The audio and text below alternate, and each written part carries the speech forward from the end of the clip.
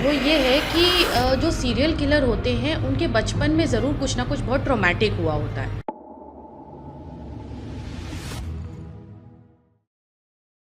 शाही और शीशगढ़ थाना क्षेत्र में सिलसिलेवार हुई हत्याओं के आरोप में पकड़े गए साइको किलर कुलदीप को लेकर काउंसलर साइकोलॉजिस्ट कामना का कहना है कि ऐसे व्यक्तियों के साथ बचपन में ही कुछ ऐसी घटनाएं होती है जो उनके मन में घर कर जाती है, जिसके बाद उनकी इंसानियत मर चुकी होती है। ऐसे साइको किलर का मकसद शादी या सेक्स करना नहीं होता, बल्कि अपने आप पर कंट्रोल नहीं कर पाता है और खुशी महसूस करता है। इसके साथ ही हत्या करने के बाद महिलाओं के पास से निशानी के तौर पर कुछ न कुछ ले जाना उनके लिए एक ट्रॉफी के समान होता है। वह व्यक्ति घटना दर घटनाओं को तब तक अंजाम देता रहता है जब तक वह पकड़ा नहीं जाता। बरेली से लोटा मुरादाबादी की रिपोर्ट।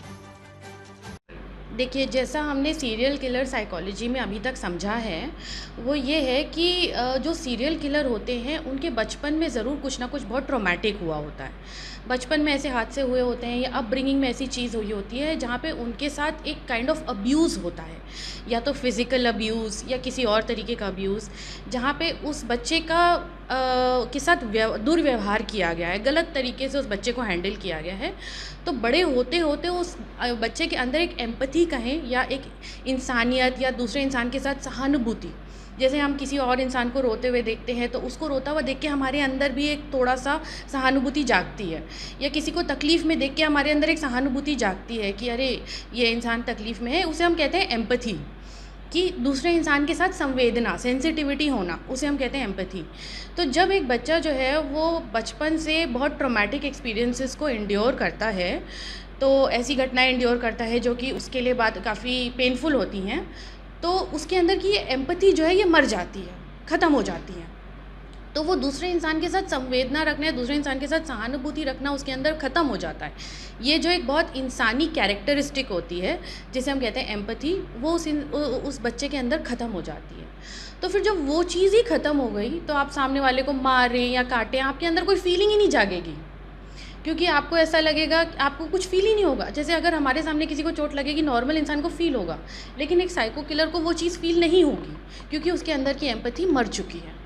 क्योंकि वो उसके लिए हर मर्डर एक कॉन्क्वेस्ट है, मतलब कि एक ट्रॉफ़ी है, एक जंग है जो उसने जीत ली है ना, एक जंग है जो उसने जीत ली। तो जब आप किसी रेस को जीत लेते हैं तो आपको एक मेडल मिलता है, तो उसके लिए ये एक कुछ ले जाना एक ट्रॉफ़ी है कि हाँ मैंने ये भी किया है, उसके लिए एक अचीवमेंट है वो चीज़। तो उस अचीवमेंट का रिमाइंडर है कि हाँ देखो मैंने ये किया है।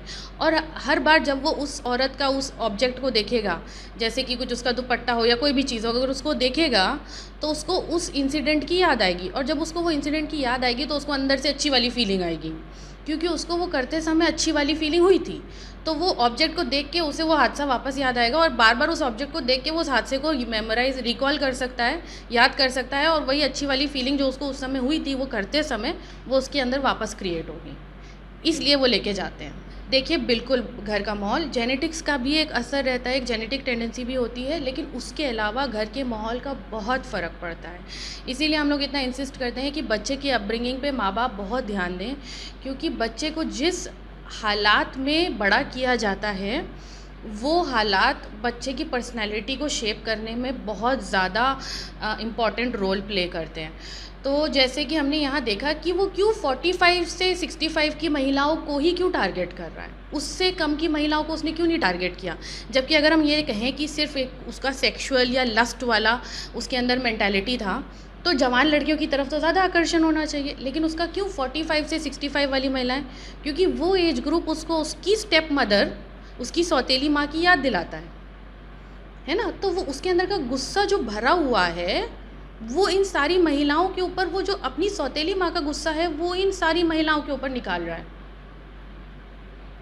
ये उसके मन में चल रहा है। तो हर जब वो महिला को देखता है उस एज ग्रुप की, उसको उसकी सौतेली माँ की याद आती है, और क्योंकि उस समय उसके अंदर बहुत गुस्सा भरा था और उस समय वो ये चीज़ करना चाहता था लेकिन नहीं कर पाया, अब वो वही चीज़ रिपीट में बार बार वो चीज़ कर रहा है। नहीं, ये शादी और सेक्स से रिलेटेड है, बिल्कुल दिख हमें वैसा रहा है, लेकिन कोई भी जब ऐसा हादसा होता है तो उसके पीछे सेक्स नहीं होता है इंटेंशन, उसके पीछे इंटेंशन होता है कंट्रोल, इंसान को अपने बस में कर पाना, इंसान के ऊपर कंट्रोल कर पाना।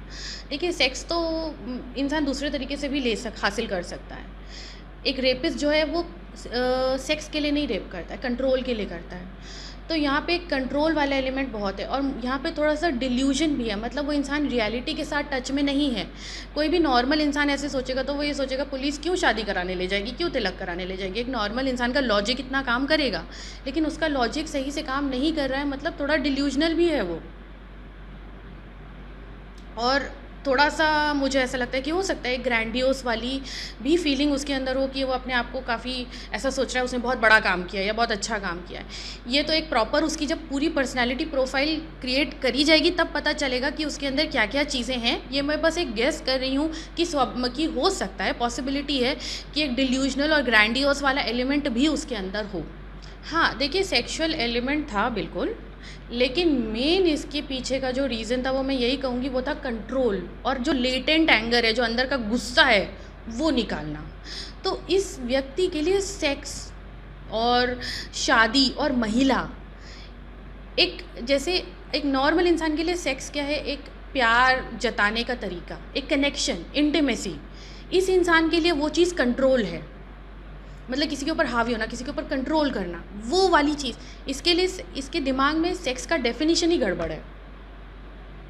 आप समझ रहे हैं? इसके मतलब इंटीमेसी, सेक्स, क्लोजनेस, मैरिज, वो चीज़ें इसके दिमाग में बहुत गलत है, क्योंकि इसने अपने पिता को अपनी बायोलॉजिकल मदर के साथ भी बहुत दुर्व्यवहार करते हुए देखा। तो इसके मन में शादी और सेक्स को लेके बहुत गलत धारणाएं। ताज़ा खबरों से जुड़े रहने के लिए हमारे चैनल को सब्सक्राइब करें और बेल आइकन को दबाना ना भूलें ताकि हर खबर की नोटिफिकेशन आपको मिलती रहे।